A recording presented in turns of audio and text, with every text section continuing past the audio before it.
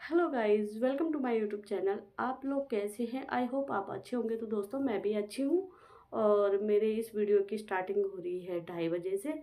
और अब जाके मेरा काम निपट गया, मैं आ गई हूँ अपने रूम पे। तो दोस्तों, आज का टॉपिक मेरा ये है कि अब आप ही बताइए, मेरी पिछली वीडियो अगर आपने देखी होंगी तो उसमें मैंने कलरफुल कपड़े पहने हैं और आज मैंने ये वाइट कपड़े डाले हैं अपने ऊपर। तो क्या मैं ऐसे में आप लोगों को पसंद हूँ या उन कलरफुल कपड़ों में पसंद हूँ? अब आप ही बताइए कि जब एक औरत का पति मरता है तो पहले से तो वो परेशान रहती है, दुखी है कि उसका पति मर गया। ऊपर से समाज के लोग बहुत सारी बंदिशें उस पे लगा देते हैं। ऐसा क्यों करते हैं मुझे पता नहीं, लेकिन मेरे साथ भी हुआ ये सब। और जब मेरे हस्बैंड की डेथ हुई थी तो मेरे से मतलब मेरे को इसी रूप में रहने को बोला गया। लेकिन मैंने 13 दिन तक तो अपना पता ही नहीं चला मुझे कि मैं कैसे हूँ, किस हाल में हूँ, बेहोशी के आलम में थी। लेकिन जैसे ही मेरे हस्बैंड की डेथ हुई उसके बाद मेरे मम्मी पापा ने मुझे सही से बोला कि ऐसे रह। और मैंने कलरफुल कपड़े पहन लिए थे और हाथ में चूड़ियाँ भी पहन ली थी पीतल की। और नाक में मेरी मम्मी ने लौंग पहना ली थी। और मैं मतलब एक लड़की होती है जैसे उस रूप में आ गई थी। तो दोस्तों, एक तो औरत का पति मर जाता है, वो पहले से परेशान है। ऊपर से उसे बोला जाता है कि तू ना किसी शादी ब्याह में जाएगी, ना तो पूजा अनुष्ठान में बैठेगी, ना तू शुभ कार्यों में भाग लेगी। मतलब हर जगह उसे बंदिशें लगा दी गई उस पे। अब आप ही बताइए कि एक आदमी जब दुनिया में आता है, एक बच्चा जब दुनिया में आता है तो वो भगवान की मर्जी से आता है। एक बच्चा जब इस दुनिया में पलता पोसता है तो वो भी भगवान की मर्जी से वो इस दुनिया में रहता है।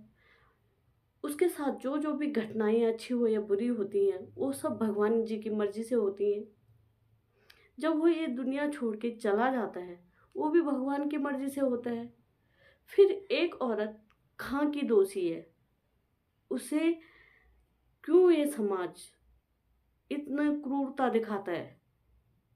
अब उसने तो अपने पति को मारा नहीं, वो पति अपनी मौत मर गया। तो इसमें उस बेचारी का क्या दोष है? दोष तो उसके भाग्य है, क्या है कि उसके साथ उसकी शादी हुई और शादी के बाद वो मर गया। तो पहला दुख तो उसको यही हो गया कि मेरे पति की डेथ हो चुकी है। फिर ये समाज उसके पीछे क्यों पड़ा रहता है? मैं तो झेल गई, लेकिन कई लड़कियां नहीं झेल पाती। कई लड़कियां आत्महत्या कर देती हैं। कई लड़कियां जो गलत कदम उठा लेती हैं। ऐसा क्यों होता है? जब एक लड़की का पति मरता है ना, तो पहले तो उसको सपोर्ट करो हर चीज़ से। उसके समाज वाले, उसके रिश्तेदार, उसके सगे संबंधी, उसको सपोर्ट करो। उसके सर पे हाथ रखो कि हम हैं तेरे। वरना उसको मतलब हर चीज़ से उसको बेदखल तो मत करो। हर चीज़ से उसको जीने की राह दिखाओ, ना कि वो कुछ गलत कदम उठा दे। ऐसी हरकतें मत करो उसके साथ। मैं यही कहना चाहती हूँ हम अपने समाज से। जो रूप आप अभी मेरा देख रहे हो यही मेरा असली रूप है। और मैं ऐसे रूप में अब नहीं रहती। अब मतलब अब जब मैं 40+ की हो गई हूँ, अब मैं इस रूप में कभी नहीं रहती। अपने बच्चों के लिए, अपने लिए और अपनी खुशी के लिए और अपने बच्चों की खुशी के लिए। मेरे 2 बेटे हैं और मैं उनके लिए इस रूप में नहीं रह सकती। मैं कलरफुल कपड़े पहनती हूँ, हर चीज़ करती हूँ। और कुछ लोगों को इस चीज़ से ऐतराज़ भी है और कुछ लोग खुश भी होते हैं कि चलो अपनी ज़िंदगी जी तो रही है अच्छे से अपने बच्चों के लिए। तो समाज में 2 तरह के लोग होते हैं, एक अच्छे लोग होते हैं, एक बुरे लोग होते हैं। तो मैं बुरे लोगों को साइड करती हूँ और अच्छे लोगों के साथ में खुद भी खुश होती हूँ और उन लोगों से भी प्यार से प्रेम से बात करती हूँ।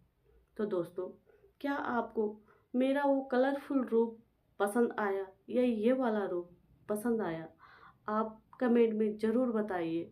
और कई लोग तो मुझे हर चीज़ में रोक टोक लगाते हैं, हर चीज़ में, लेकिन कई लोग बहुत अच्छे भी हैं जो मुझे आगे बढ़ने के लिए सपोर्ट करते हैं कि ऐसे जीना चाहिए, ऐसे जीना चाहिए। अब आप ही बताइए, जब मैं 22 साल की बच्ची 2 साल की शादी में विधवा हो गई तो उसमें मेरी क्या गलती है? क्या मैं ज़िंदगी भर सफ़ेद साड़ी पहन के घूमूँ?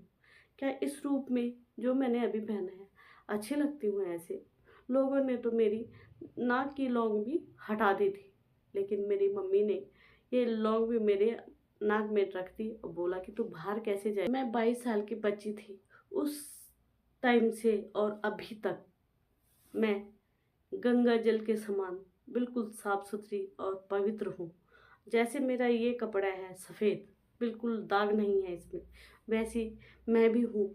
और मैंने अपने बच्चों को इस रूप में अपने बलबूते पे पाला है, चाहे जैसे भी पाला, लेकिन अपने बलबूते पे अपने बच्चों को जवान किया है। और किसी की परछाई भी मेरे ऊपर नहीं पड़ी। तो मेरे लिए ये बहुत ही बड़ी बात है कि मैं साफ सुथरी गंगा के समान पवित्र हूँ। लोग बोलते हैं ये विधवा है, इसका मुंह नहीं देखना चाहिए सुबह सुबह, जो भी